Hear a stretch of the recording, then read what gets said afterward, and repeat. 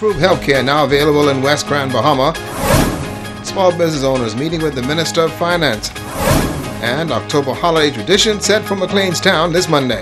The Bahamas Tonight Northern Edition starts now.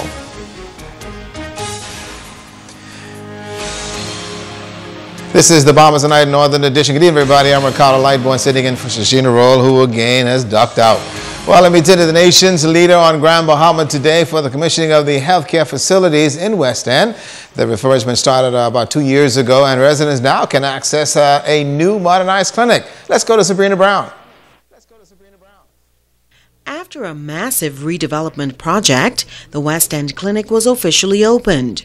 Work on the state-of-the-art facility began early last year and was completed at a cost of over $2 million. The 6,348 square foot facility has doubled in capacity with a trauma area, increased examination and treatment rooms, upgraded dental suites, a staff training room, and a refurbished 2-bedroom residence for nursing relief staff. The clinic also has a new ambulance which will operate 24 hours daily. A cross-sector of the community gathered to witness the commissioning ceremony. Prime Minister Dr. the Honorable Hubert Minnis says this refurbishment project speaks to the government's prioritization of healthcare development. This facility will serve as a critical element in Grand Bahama's local health system, providing essential primary care, pre-hospital and emergency care in a facility of which every Bahamian can be proud. This facility will serve as a hub for comprehensive promotional, preventative, curative, and rehabilitative care for the communities of West Grand Bahama. The delivery of healthcare is said to be advancing throughout the country.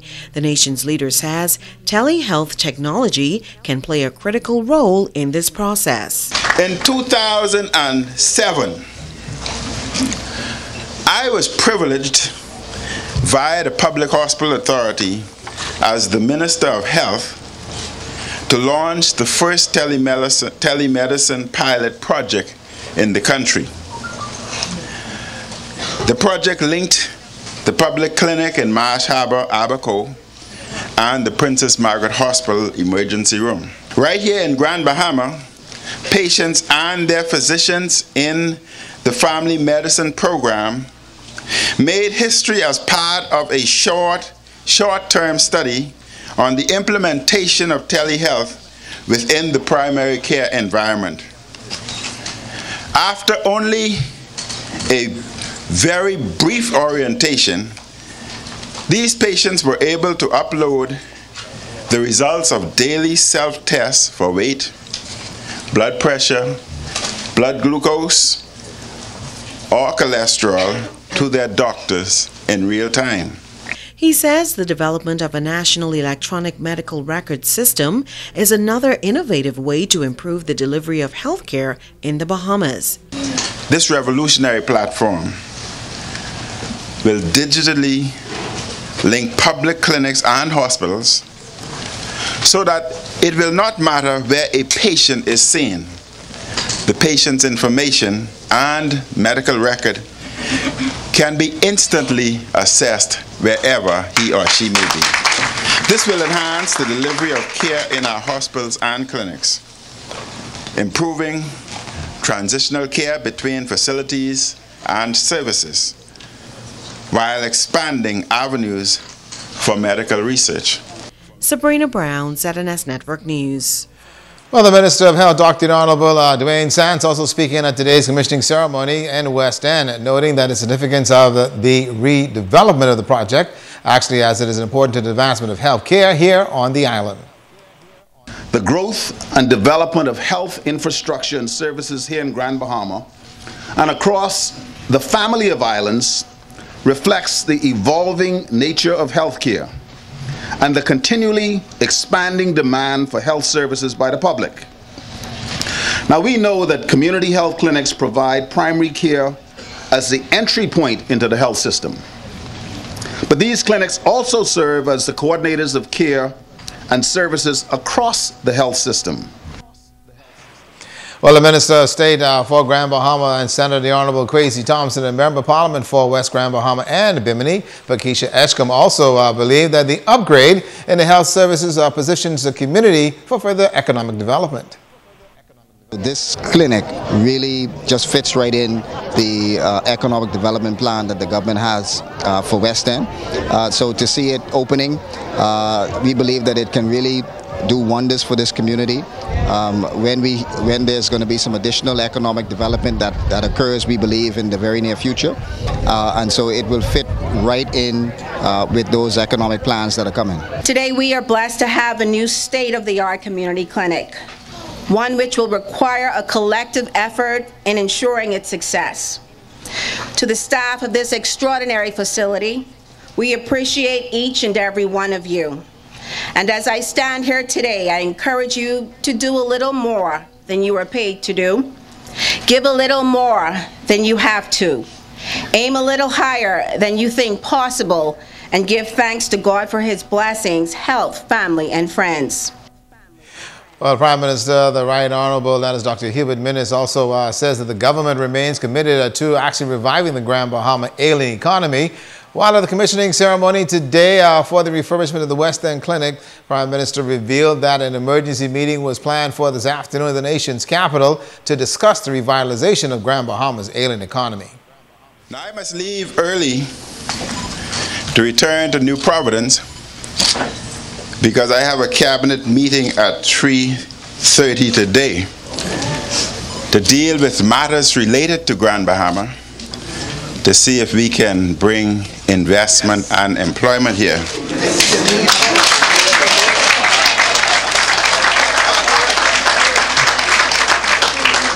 But what it also means, that meeting today on Friday, if to resolve Grand Bahama's problems, if we must meet Saturday, Sunday, and Monday, we will.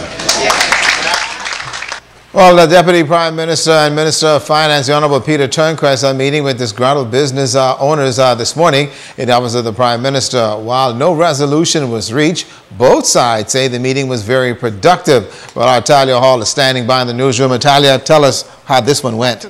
Well, a group of small business owners coming together this week for a press conference at the Tory Gate in the International Bazaar. They took the Customs Department to task for high fees. They claim that their businesses are in danger of closing down, and some even say that they had to let their employees go.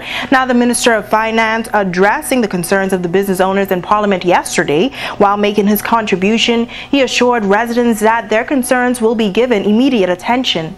The small business owners began to arrive at the Harold de Gregory Government Complex shortly after 8 a.m. The meeting was closed to the press, but resident Kendall Colebrook, who could be seen wearing a press badge, was asked to leave the office of the Prime Minister and was escorted downstairs. So you say it's a closed meeting, like that's the norm. It's the norm in third world countries. In first world countries, the press have carte blanche to any meeting that the government is having. The meeting ended a little after 10. Our ZNS News team spoke with members of the group. Some say they are pleased with the outcome so far. He made some commitments to look into those matters pertaining to Bahamas customs and the new regulations or the new division that was enforced, looking at the environments of which we have to be confined to be able to get assessments and evaluations. He also made some commitments to look at some of the things that we have been complaining about, made commitments to work with them to be able to give us our products in a timely fashion. What I got from the meeting is that the DPM is interested in the concerns of the business owners. We also got a confirmation from him that he is going to follow up on the concerns that we have. Because at least the deputy sat down and spoke to us. In the past, we couldn't even get to sit down with nobody in the past to even hear our concern. The DPM, he lives here in Grand Bahama, so he feels our pain as a small business owner himself. So I believe they're going to make some solutions. But Candy Mitchell says that she disagrees and had a different opinion. What I gathered from it was definitely not what we were looking for. There are going to be no changes. He's going to look at whatever law it was that they put in place and see if they can relax it a bit. Now, most of the business owners say it's not about politics and they are not here to fight with the government. All they want to do is come up with some sort of solution to fix the problem, and going forward they will stick together. Grand Bahamas is hurting, and it's very important that the small business persons understand what is going on with the Customs Department, with procedures and so forth. We have one initiative to restore Grand Bahama and to fix Grand Bahama. We're not seeking to distort the government of their funds, but at the meantime, we want to be treated with respect. We want to be treated as businessmen and women, and to be able at the end of the day to feel good about ourselves as we continue to build Grand Bahama. The Deputy Prime Minister says he believes that the meeting was a success and assures the business owners that it is not the government's intent to disrupt their business. They expressed concerns about the delay in clearing shipments. We acknowledge that there has been some issues with respect to that, and we are working towards correcting those bottlenecks so that we can get the shipments in and out as quickly as possible. They expressed some concerns about the facilities. We will talk with the Harbour Company about that and see if there's some way that we can facilitate a more user-friendly inspection area so that it is comfortable for both the officers and the customers and the brokers. The minister says the government recognizes the economic situation on Grand Bahama, but there are laws that govern the country, and those laws have to apply across the board. He says that he knows that this is a transition from what Grand Bahamians are used to, but they have agreed to come together again within the next 6 weeks so that he can provide them with an update. Live in the news center, I'm Natalia Hall. Back to you, Ricardo. Thank you very much, Natalia. Well, we can tell you that firefighters were called to Western Primary School today after an outside electrical panel caught fire. The blaze erupted shortly after noon and no one was injured. Superintendent Ivan Butler says that they are grateful, but the situation could have been a whole lot worse. The building is in pretty good condition. However, we did suffer extensive damage to an electrical panel. I'm very pleased also with the response from the fire department as well as Grand Bahama Power Company. We do believe that it is a problem that can be rectified in a couple of weeks, maybe less, and so we hope that school will be able to resume next week with minor adjustments to classrooms.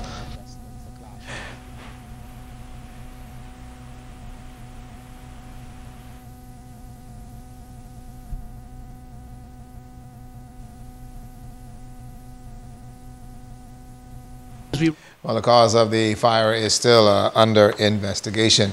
Bahamas Tonight, in Northern Edition, will be back in just a sec.